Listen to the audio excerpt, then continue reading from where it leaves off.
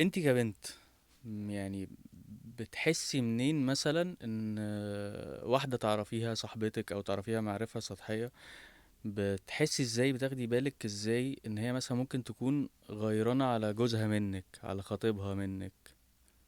بتبان.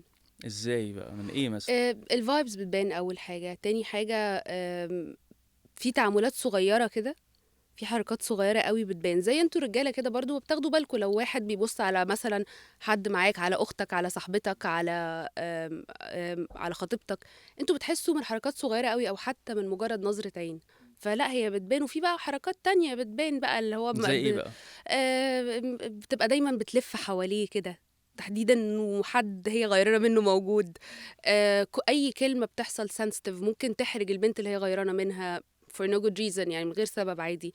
فبيبقى في مواقف يعني، واحنا بصراحه البنات والستات عندنا حركات كتير